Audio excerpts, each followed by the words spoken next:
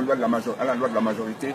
Et la majorité, c'est toujours la majorité du leader, qui lui est le seul à savoir où il vous emmène, et le seul à connaître les tenants et les aboutissants des décisions qu'il prend. Nous avons été couillonnés comme ça d'abord par Mbabosol. J'ai été l'un des premiers à dénoncer son imposture, ce qui m'a coûté cher, 3 jours de rien après avoir été lynché pendant tout un après-midi. Ensuite, Kombila qui incarnait le courant fondamentaliste du RNB, qui a rejoint la majorité présidentielle. Sans l'avis des militants, et qui s'énervait, vraiment, était sur le point de lancer aussi une fatwa contre moi, parce que moi je l'emmerdais tout le temps, mais expliquez-nous comment vous vous retrouvez au gouvernement, monsieur le Président. Comment est-ce possible? Nous sommes un parti d'opposition, vous ne faites rien pour jouer votre rôle d'opposition, et puis on se retrouve comme ça. On apprend par les médias que notre président, le président de notre parti d'opposition pour lequel nous avons tout donné, est ministre d'État. Il n'a jamais pu répondre, puis j'ai dit non. Je crois que ce qui nous gêne, et c'est là, pour revenir sur la question du modèle, ce qui est important pour nous, c'est d'expliquer à chaque Gabonais que l'état de droit ne viendra ni des politiciens, ni des syndicats, ni des associations, je ne dis pas que le rôle des associations de la société civile ne vaut rien, ni des associations, ni de toute forme d'organisation. L'état de droit viendra de l'aptitude du citoyen à défendre ses droits lui-même. Et personne ne le fera à notre place. Les gens disent que je suis courageux, nanana, machin, la plainte BMA, machin. En fait, ce n'est pas du courage, c'est de la cohérence dans ce que j'ai toujours confessé. Même au plus fort du RNB, lorsque le parti était fanatisé, je disais aux gens, attention, nous ne sommes pas là pour Mbabosol, nous sommes là pour le Gabon. Nous sommes là parce que nous partageons une vision du Gabon, nous sommes là parce que nous partageons le même rêve. Mais Mbabosol ne peut pas constituer notre rêve. Nous avons une vision du pays, c'est ça qui est réuni dans le parti. Si vous militez pour Mbabosol, moi, il n'en est pas question. Ce qui manque encore aux Gabonais et à votre jeunesse, c'est de rêve. Arrêtez de rêver d'être directeur général de trucs après avoir été membre du comité central du PDG. Et tu ne peux pas être membre du comité central du PDG si tu n'es pas la femme d'un des ministres. Je parle pour les garçons. Hein. Si tu n'es pas la... Oui. Si tu n'es pas la femme d'un des ministres, si tu n'es pas dans telle loge maçonnique, etc., etc., etc. Changez de rêve. Changez de rêve. Et il faut, lorsque vous aurez changé de rêve, engager votre responsabilité individuelle. Il y a eu ce débat-là. Mais tout le monde me demande, mais pourquoi tu ne t'affilies pas à une association? Pourquoi tu ne veux pas être transparence, représenter transparence ou Sherpa au Gabon? Je dis non. Moi, je suis un citoyen gabonais. J'ai une vision pour mon pays. Je ne veux pas que mon pays soit un pays arriéré plus tard. Je ne veux pas que mes enfants, pour qui nous nous saignons pour qu'ils fassent des études, se retrouvent à faire des ménages en Guinée équatoriale demain. Et je veux laisser un pays viable à mes enfants. Mais je me trouve avec en face un pouvoir fort et violent. Violent socialement, violent politiquement, violent sur le plan des libertés, violent sur le plan financier. Il est de plus en plus fort en plus. Voilà. Plus le temps passe, plus il devient encore plus fort. Militaro-policier. Bon. Que faire face à cette violence? Et j'ai décidé d'engager ma responsabilité personnelle. Et je le professe depuis plus de 10 ans auprès des Gabonais. Arrêtez de vous arrimer au leader. Arrêtez d'attendre le mot d'ordre du leader. Prenez le temps, regardez les événements, arrêtez-vous un instant, réfléchissez, prenez du recul, prenez toujours du recul pour savoir exactement où vous en êtes et pour décider où vous devez aller. Ça, moi, c'est ma démarche personnelle. Je ne dis pas que c'est la bonne, mais c'est pour expliquer que ce n'est pas aussi héroïque qu'on le croit. C'est de la pertinence dans ce en quoi tu crois. Et ayant professé ça depuis plus de 10 ans, lorsqu'il y a eu le problème de la plainte BMA, j'ai dit là, je vais engager ma responsabilité personnelle de citoyen. Et je ne vais m'affilier à aucune association, parce que les associations sont quand même assez balisées. Quand tu es une ONG, il y a un champ que tu ne peux pas atteindre, tu ne dois pas faire de la politique, tu ne dois pas faire machin, mais là, en tant que citoyen gabonais, quand on parle d'environnement, je parle. On parle d'éducation, je parle. On parle de politique, je parle. On parle de droit, je parle. On parle de budget, je parle. Et personne ne m'empêchera de parler. C'est la décision que j'ai prise. Et à partir de là, tu sais qu'en face, il y a quand même un mur. Mais le grand problème du Gabon, c'est le grand problème de tous les pays où la tyrannie s'exerce, c'est que la première arme du pouvoir, c'est notre peuple. Là, vous dites que bon, machin, il n'y a pas beaucoup de jeunes. Peut-être que, toi tu dis que tu n'as pas voulu rater l'occasion. Je suis sûr qu'il y en a beaucoup qui auraient voulu nous rencontrer parce que vous considérez que nous sommes des Superman ou machin.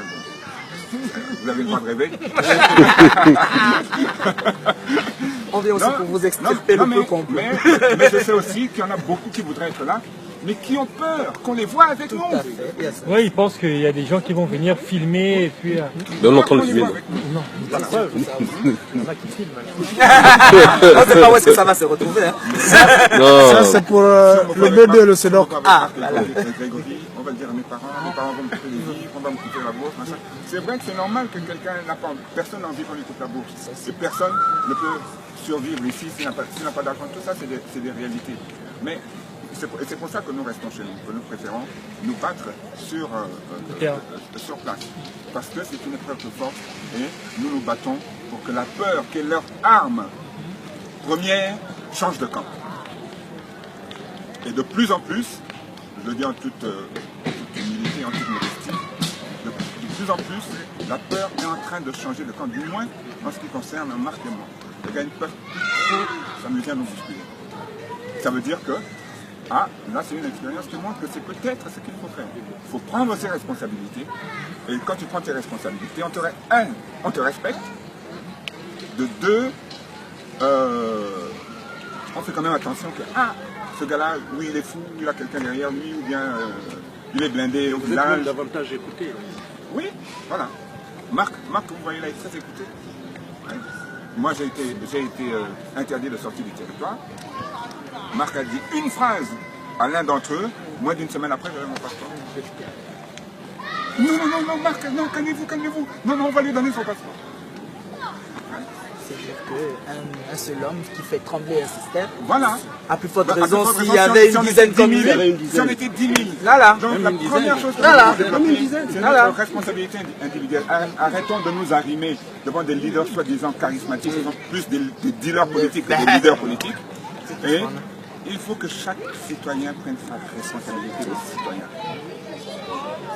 En dehors de ça, tout ce qu'on pourra dire, toutes les stratégies qu'on pourra mener, etc., tant que nous sommes pauvres intellectuellement, pauvres matériellement, il n'y aura jamais de démocratie et nous n'aurons jamais nos libertés. Justement, le système est fait pour qu'on reste dans la pauvreté, quoi. Voilà. Et c'est pour ça que pour l'emmerder, on ne va pas rester dans la pauvreté. Et pour l'emmerder, on ne va pas réagir comme des pauvres. Voilà. Même si moi, j'en suis au 18e mois de suspension de salaire. Ils veulent me mettre à genoux. Mais rien que pour les emmerder, je ne me mets pas à genoux. Pourtant, je traverse des moments difficiles. Mais rien que pour les emmerder, je ne me mets pas à genoux. Tout le monde me dit, mais pour rétablir ton salaire, va voir Ali. Je dis, je n'irai jamais voir Ali, je ne ramperai jamais devant Ali. Face à ça, il va faire quoi? Voilà, moi non. Je suis mort. Non, je ne suis pas mort. Mais si. Encore une fois, je ne veux pas dire que c'est nous les modèles. Mais je veux dire que si il y a cette résistance de la part de 10, 100, 1000, 10 000 Gabonais, même le Gabon est un petit pays, même 500 Gabonais comme ça, les choses vont changer. La preuve au Gabon, le grand problème du Gabon, c'est qu'il n'y a pas d'opinion. Il n'y a pas d'opinion. Le gars, il veut. C'est un sentiment. Ce n'est pas une opinion. Au Gabon, il y a des sentiments, souvent diffus, souvent temporaires. Il y a des humeurs. Et puis, par exemple, si on te dit qu'on a tabassé les Gabonais dans une marche tout de suite, ça va te mettre de mauvaise humeur. Mais une demi-heure après, tu passes à autre chose. Mais tu ne te forces pas une opinion à partir d'un certain nombre de faits, à partir d'un faisceau de faits et de données. Et l'opinion, c'est le point de départ de l'action. Le grand problème au Gabon, c'est qu'il n'y a pas d'opinion. Et nous avons été formatés dans un moule pour qu'il n'y ait jamais d'opinion. D'où la confiscation des médias, d'où la confiscation même des médias publics qui au lieu de faire de l'information, font systématiquement de la propagande. Et c'est très difficile quand tu as grandi là-dedans. Tu n'as connu que ça, de prendre du recul parce que tu n'as pas d'autres référents. Donc il appartient aux gens qui ont, vous par exemple, qui avez d'autres référents, qui savez comment les choses devraient marcher, essayez d'expliquer à certains. Vous allez expliquer à 10, peut-être qu'il y en a qu'un qui va comprendre. Mais ce un-là, il va expliquer à un autre. Mais on ne peut pas en vouloir au lumpenprolétariat de ramper derrière les gens qui lui donnent des miettes en pitance, parce qu'une miette c'est toujours mieux que rien. Il faut aussi dire une chose, le Gabonais, mais d'abord, Régis. Excuse-moi, je conclue sur un truc qui est très important chez nous. Beaucoup de gens ont poussent la réflexion à son extrême, que les gens du pouvoir, s'ils sont là, c'est parce qu'ils ont le soutien des plus grandes masses qui viennent à leurs meetings, etc., parce qu'on leur donne ceci ou cela. Attention de ne pas confondre la lutte contre la pauvreté et la lutte contre les pauvres. Ça, c'est une nuance qu'il faut toujours avoir à l'esprit. Les pauvres sont des victimes et ils sont pauvres matériellement, par conséquent, presque de fait, ils sont pauvres aussi intellectuellement.